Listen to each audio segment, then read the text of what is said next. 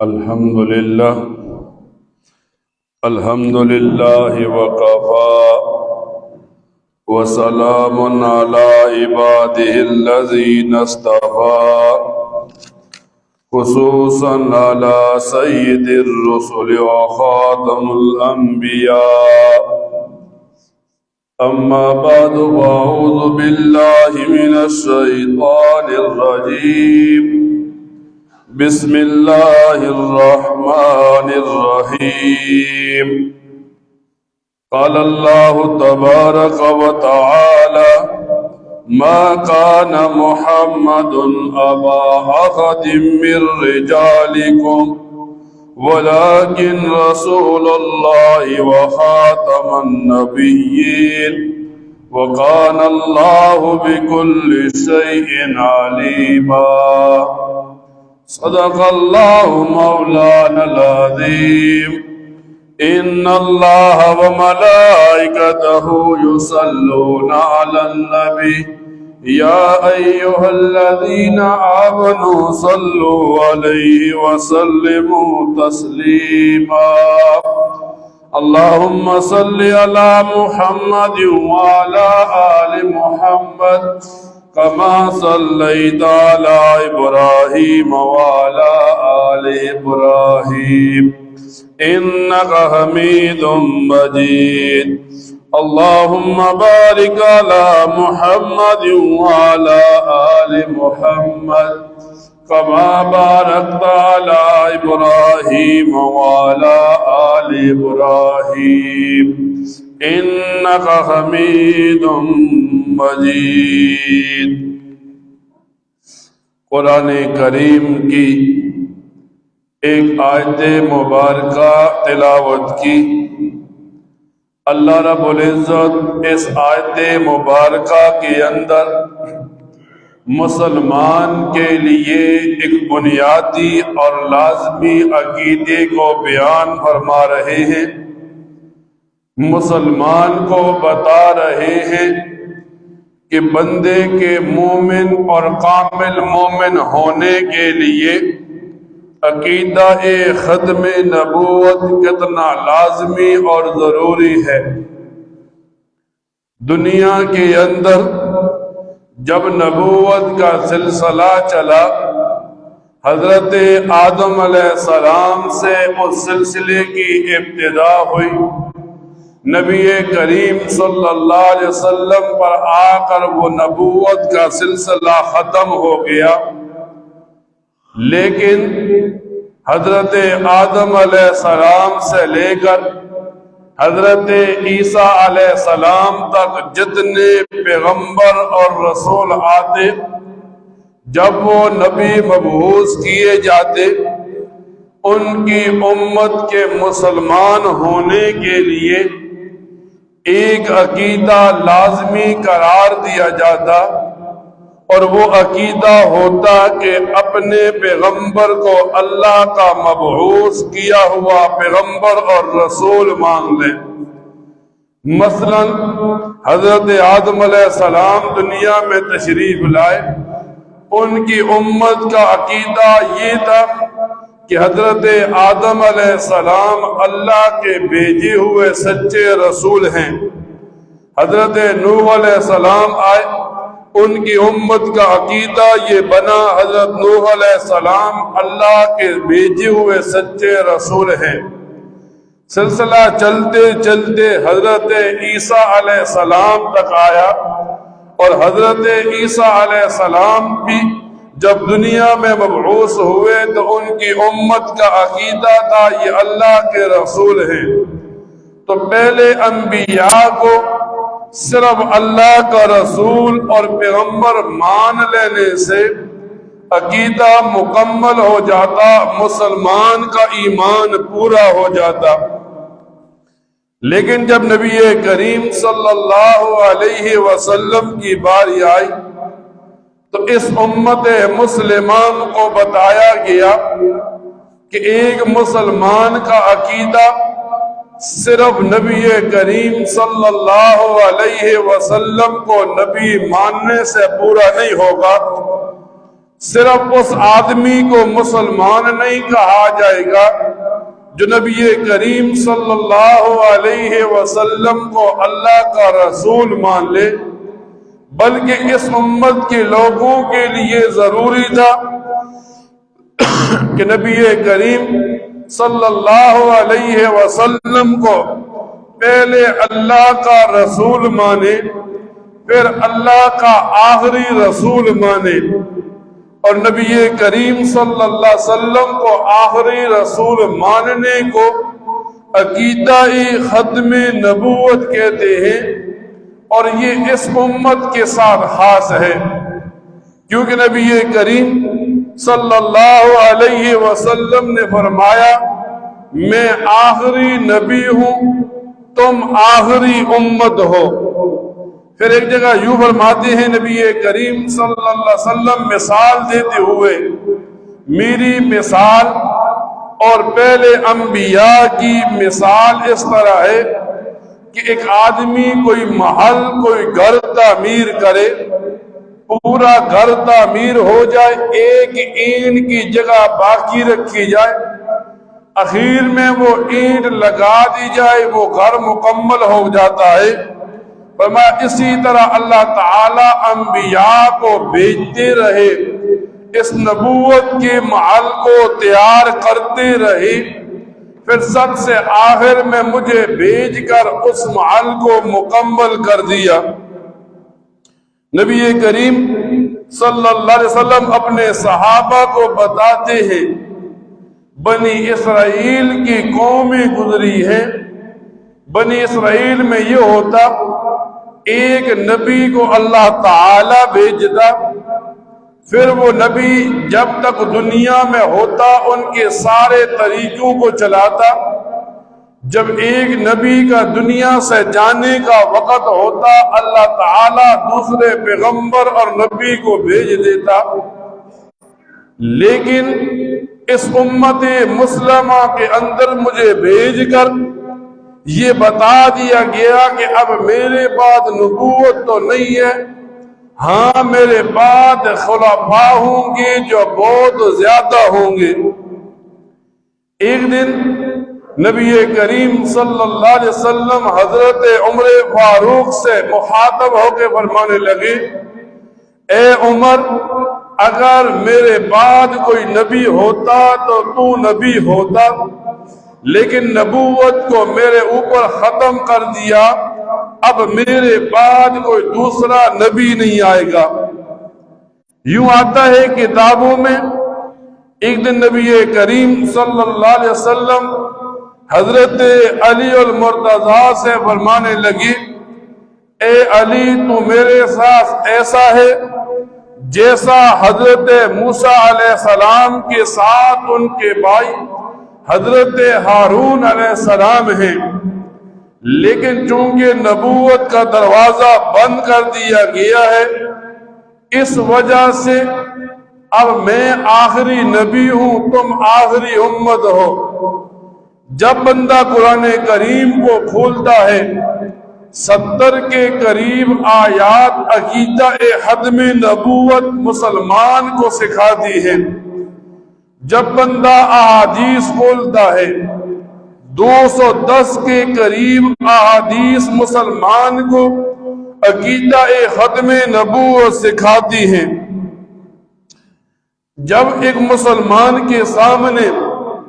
عقیدہ ختم نبوت کو بیان کیا جاتا ہے تو سب سے پہلے نبی کریم صلی اللہ علیہ وسلم کی احادیث میں ایک حدیث آتی ہے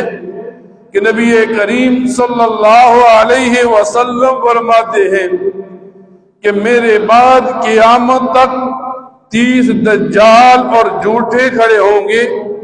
ہر ایک کہے گا میں آخری نبی ہوں، لیکن تم جان لو میں آخری نبی ہوں، میرے بعد نبوت کا دروازہ بند کر دیا گیا۔ اور یہاں تک نہیں بلکہ اللہ تعالی جتنے رسولوں کو بھیجتا، جتنے انبیاء کو بھیجتا تھا، ان کو بتاتا تھا کہ اپنی امت کو بتانا اللہ تعالیٰ ایک نبی امی کو آخری نبی بنا کر بھیجے گا. جیسا کہ حضرت شعیب علیہ السلام کو اللہ تعالیٰ بتاتے ہیں اے میرے پیغمبر میں ایک امی آخری نبی کو بھیجوں گا جو میرے کانوں کو، اندھی آنکھوں کو، بند دلوں کو کھول کر رکھ دے گا، اور اس کی پیدائش کا مقام مکہ ہوگا، اس کی ہجرت کی جگہ مدینہ ہوگی، اور اس کی شریعت آخری شریعت ہوگی. آج ایک مسلمان کو جب یہ عقیدہ بتایا جاتا ہے، آج ایک مسلمان کو جب یہ عقیدہ سکھایا جاتا ہے، تو مسلمان کو یہ باتیں بتانے کا مقصد، مسلمان کو یہ باتیں سکھانے کا مقصد یہ ہوتا ہے کہ ایک سادہ مسلمان کوئی ایسا عقیدہ نہ گھڑ لے، ایک سادہ مسلمان ایسے لوگوں کے ساتھ کھڑا نہ ہو جائے جن کے ساتھ ملنا ایمان کو ضائع نہ کر دے. مثال کے طور پر نبی کریم صلی اللہ علیہ وسلم کے دنیا میں ہونے، پھر دنیا سے پردہ فرمانے کے بعد کچھ لوگ کھڑے ہوتے رہے، عقیدہ یوں لوگوں کے سامنے رکھتے ہم پیغمبر ہیں، ہم نئی شریعت لے کر آئے ہیں، یہاں تک کہ جس امام کے ہم مقلد ہیں امام اعظم ابو حنیفہ کی، اس کے زمانے میں کسی آدمی نے نبوت کا دعویٰ کیا اور کہنے لگا میں اللہ کا رسول ہوں. لوگ امام اعظم ابو حنیفہ کے پاس آئے کہ ہمیں پتہ ہے وہ جھوٹا ہے، لیکن ہم اس کا جھوٹ جاننے پکڑنے کے لیے جاتے ہیں، اس سے نبوت کی کوئی دلیل، کوئی معجزہ مانگتے ہیں. تو امام اعظم ابو حنیفہ رحمہ اللہ فرمانے لگے اس جھوٹے آدمی سے نبوت کی دلیل مانگنے والا بھی کافر ہو جائے گا. آج ہم جس دور میں چل رہے ہیں، اس دور میں فتنوں میں سے ایک ایسا بڑا فتنہ جسے قادیانیت کا فتنہ کہتے ہیں، جو لوگوں کو یہ بتاتے ہیں کہ مرزا غلام احمد قادیانی نبی کریم صلی اللہ علیہ وسلم کے بعد ایک پیغمبر ہے، اسی قرآن کو مانتے ہیں، ایسی ہی عبادت کرنے کی کوشش کرتے ہیں، اور ایک سادہ مسلمان ان کی باتوں کو سن کر، ان کی باتوں کو جان کر ماننے کی کوشش میں لگ جاتا ہے، حالانکہ اسے پتہ نہیں ہوتا مرزا قادیانی خود بھی کافر تھا، اس کو ماننے والے بھی کافر ہیں. اور جب ایک مسلمان کے سامنے کسی کا کفر بیان کیا جاتا ہے، لوگوں کے ذہن میں یہ بات آتی ہے شاید کہ منبر رسول پر بیٹھا ہوا مولوی، مصلی رسول پر کھڑا نبی کا وارث، یہ لوگوں کے اندر کوئی تفرقہ بازی پھیلا رہا ہے، شاید یہ لوگوں کو دین سے نکال رہا ہے، لوگوں کو دین سے دور کر رہا ہے. لوگوں کے سامنے جب کسی کا کفر بیان کیا جاتا ہے، لوگوں کو بتایا جاتا ہے قادیانی کافر ہے، تو لوگوں کے ذہن میں ایک سوال اٹھنا شروع ہو جاتا ہے کہ یہ مولوی کسی کو مسلمان نہیں چھوڑتے، بلکہ یہ لوگوں کو کافر بنانے میں کھڑے ہیں. حالانکہ علماء نے ہزاروں مثالیں لکھی. ایک آدمی بیمار تھا، ڈاکٹر کے پاس گیا، ڈاکٹر نے چیک کرنے کے بعد کہا آپ کو یہ بیماری ہے. تو اب کوئی آدمی یہ نہیں کہے گا ڈاکٹر نے اسے بیماری لگائی، بلکہ اس نے بیماری بتا کر علاج شروع کر دیا. نبی کا وارث جب کوئی بات بتاتا ہے تو وہ کفر اور بیماری بتانے کے بعد علاج بتانے کی کوشش کرتا ہے۔ ہمارے بزرگوں میں ایک شخصیت گزری ہے، پیر مہر علی شاہ صاحب۔ ان کے دل و دماغ میں ایک بات تھی، وہ لکھتے ہیں اپنی کتاب میں کہ میں چاہتا ہوں جب میں بوڑھا ہو جاؤں، میری موت کا وقت ہو، مجھے مدینہ میں دفن کر دیا جائے۔ تو وہ مدینہ میں اپنے پیر کے پاس پہنچے اور وہاں انہوں نے وقت گزارنا شروع کیا کہ شاید میری موت آ جائے اور میں مدینہ میں دفن ہو جاؤں۔ لیکن پھر تاریخ لکھنے والے یوں لکھتے ہیں، حضرت سید پیر مہر علی شاہ صاحب کے ایک پیر ہیں حضرت حاجی امداد اللہ مہاجر مکی، وہ حضرت پیر مہر علی شاہ صاحب سے فرماتے ہیں آپ برے صغیر ہندوستان کو چلے جائیں، وہاں ایک فتنہ کھڑا ہوگا اور اس فتنے کے مقابلے میں اللہ تعالیٰ آپ سے کام لے گا۔ پھر جب حضرت پیر مہر علی شاہ صاحب یہاں تشریف لائے، قادیانیت کا فتنہ کھڑا ہوا اور اللہ تعالیٰ نے ان سے بڑا کام لیا۔ پھر جب ان کی موت کا وقت قریب آیا تو سید پیر مہر علی شاہ صاحب فرمانے لگے، جو آدمی بھی دنیا میں ختم نبوت کے عقیدے کا تحفظ کرتا ہے، اس آدمی کے پیٹھ پر نبی کریم صلی اللہ علیہ وسلم کا ہاتھ ہوتا ہے۔ آج ایک مسلمان کو یہ عقیدہ اس لیے بتایا جاتا ہے تاکہ مسلمان اور کافر میں فرق کر سکے۔ جب یہ عقیدہ بتایا جاتا ہے، لوگ روز سوال اٹھاتے ہیں یہ بار بار عقیدہ ختم نبوت کیوں لوگوں کو بتایا جاتا ہے؟ اس وجہ سے آج لوگ انٹرنیٹ کے زمانے میں لوگوں کو سنتے ہیں اور ایسے ایسے لوگ وہاں بیٹھے ہیں جو ایمان کے ڈاکو ہیں۔ ایک مسئلہ ایک مسلمان نے سنا کسی قادیانی کا، اسے مان لیا، پھر دوسرا سنے گا، یہاں تک کہ ایک وقت آئے گا کہ وہ مرزا قادیانی کو نبی ماننے کے لیے تیار ہو جائے گا۔ اب یہ مسلمان صرف کافر نہیں بنے گا، شریعت مطالعہ اسے مرتد کہے گی، اور شریعت میں مرتد کا ایک ہی حکم ہے کہ جب اسلامی شریعت ہو ایسے آدمی کو قتل کر دیا جائے۔ تو عقیدہ ختم نبوت ایک مسلمان کو اس لیے سکھایا جاتا ہے کہ یہ عقیدہ ضروریات دین میں سے ہے، اس وجہ سے کہ ایک مسلمان کے لیے نبی کریم صلی اللہ علیہ وسلم کی ذات کو ماننا، آپ کی ذات سے محبت کرنا، آپ کی ذات پر ایمان لانا، پھر اس کے بعد نبی کریم صلی اللہ علیہ وسلم کی صفات کو ماننا، صفات کو ماننے کے بعد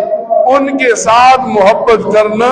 صفات پر ایمان لانا ایک مسلمان کے لیے ضروری ہے۔ اور جب ہم نے اللہ کے رسول نبی کریم صلی اللہ علیہ وسلم کو نبی مان لیا، اب آدھا ایمان ہو گیا۔ جب آخری نبی مان لیا تو ایمان مکمل ہو گیا، اور جو مسلمان یہ ایمان لے کر قبر میں جائے گا، جو مسلمان یہ ایمان لے کر میدان محشر میں جائے گا، کتنا بڑا گنہگار کیوں نہ ہو، ایک دن اس کے لیے جنت کا دروازہ کھول دیا جائے گا۔ اللہ تعالیٰ سے دعا کیا کرے اللہ تعالیٰ ان باتوں کو سننے کے بعد ان پر عمل کرنے کی توفیق عطا فرمائے۔ وآخر دعوانا الحمدللہ رب العالمین۔